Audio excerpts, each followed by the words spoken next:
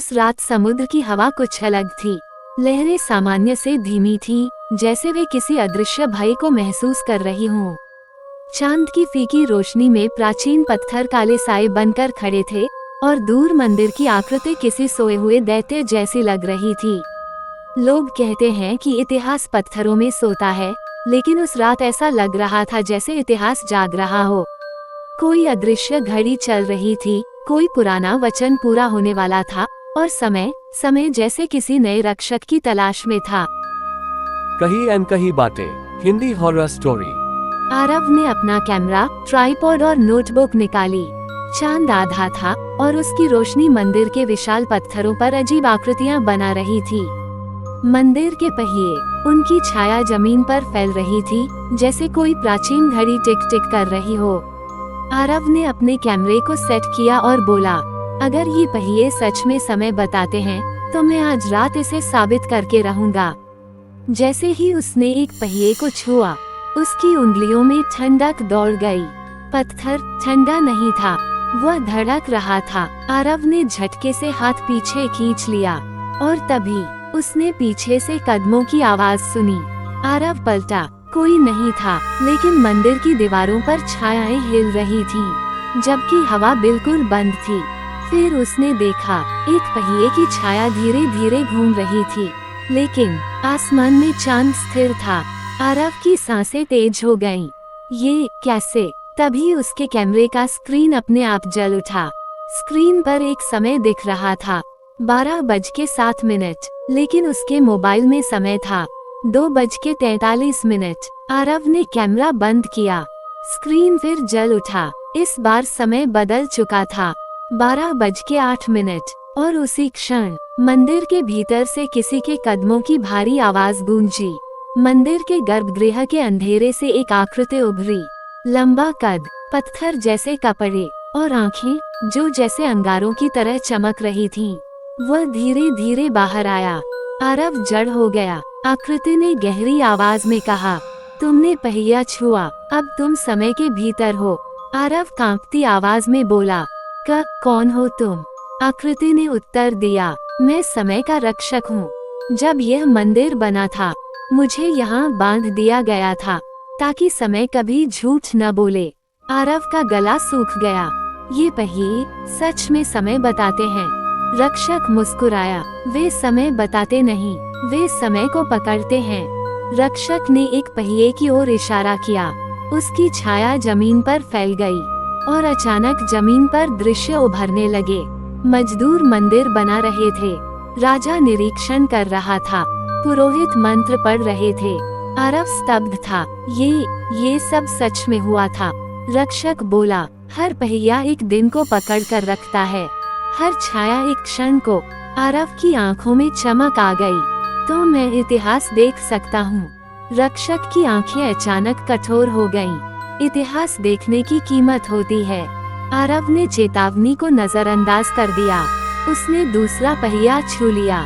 तुरंत हवा भारी हो गई, आकाश काला पड़ गया और मंदिर की दीवारों से आवाजें आने लगीं। चिल्लाहट, मंत्र और पत्थरों के टूटने की गूंज। जमीन पर नया दृश्य उभरा। मंदिर के निर्माण के दौरान एक दुर्घटना।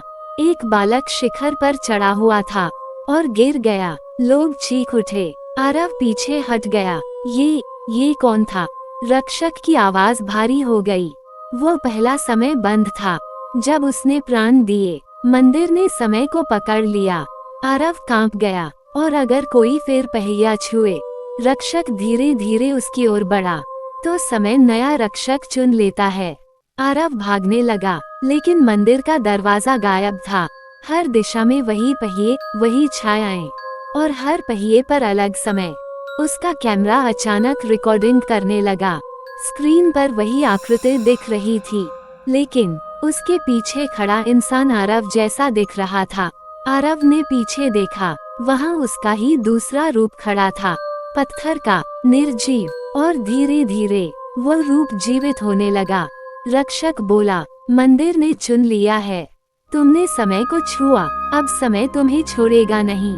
आरव चीखा, मैं यहाँ नहीं रह सकता। रक्षक की आंखों में सहानुभूति चमकी। मैं भी नहीं रहना चाहता था। हवा तेज हो गई, छायाएं घूमने लगी और अचानक सब शांत हो गया। रक्षक गायब था और उसकी जगह आरव खड़ा था, पत्थर के वस्त्रों में, आंखों में अंगारे लिए। अगली सुबह पर्यटक मंदिर देखने आए। गाइड पहियों के बारे में बता रहा था, इनकी छाया से समय पता चलता है। एक बच्चा अचानक बोला, मम्मी, वो मूर्ति नहीं लग रही है। सबने देखा, पहिए के पास एक नई पत्थर की आकृति खड़ी थी। उसकी आंखें सूरज की रोशनी में चमक रही थीं और ऐसा लग रहा था जैसे वो हर आने वाले को देख रही हो। हवा में एक आवाज तैर गई, समय को मत छूना, वो तुम्हें पकड़ लेगा। और पहिए की छाया धीरे धीरे आगे बढ़ती रही। जहाँ कल रात आरव खड़ा था, वहाँ सिर्फ रेत थी, लेकिन रेत पर एक निशान था, जैसे किसी भारी चीज को घसीटा गया हो।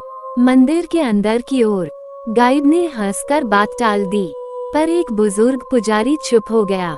उसने धीरे से कहा, फिर से समय ने किसी को चुन लिया है। मंदिर के बंद हिस्से में उस समय कोई नहीं जाता था, लेकिन उस दिन दोपहर में एक पुरातत्व विभाग की टीम निरीक्षण के लिए पहुंची। उनमें से एक शोधकर्ता मीरा मंदिर की संरचना पर काम कर रही थी। वो इतिहास से ज्यादा रहस्यों में विश्वास करती थी। जैसे ही वह अंदर गई, उसे ठंडी हवा महसूस हुई। बाहर धूप थी, अंदर सर्द रात जैसी ठंड, और तभी दीवारों पर छायाएं हिलने लगीं। मीरा ने टॉर्च उठाई, रोशनी जैसे ही सामने गई, वह जम गई। उसके सामने एक आकृति खड़ी थी, पत्थर के वस्त्र, धीमी चमकती आंखें और चेहरा। वह इंसान था, लेकिन पूरी तरह नहीं। आवाज आई, तुम इतिहास खोजने आई हो या समय? मीरा कांप गई। कौन हो तुम? आकृति बोली, मैं वो हूँ जिसे मंदिर ने बांध लिया है। मीरा ने धीरे से कहा, आरव। आकृति चुप रही, लेकिन उसकी आंखों में पहचान चमक उठी। आरव अब इंसान नहीं रहा था, वह समय का हिस्सा बन चुका था।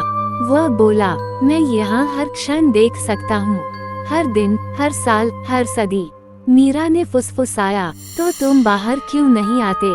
आरव मुस्कुराया, क्योंकि यहाँ से बाहर निकलने के लिए समय को बदलना पड़ता है। आरव ने दीवार की ओर इशारा किया। वहाँ पत्थर पर एक पुरानी नक्काशी थी। उसमें एक वृत्त था और उसके बीच में लिखा था, जब पहिया पूरा चक्र पूरा करेगा, रक्षक मुक्त होगा, पर समय नया नाम मांगेगा। मीरा ने पूछा, इसका मतलब? आरव की आवाज भारी हो गई, अगर कोई पहिए का पूरा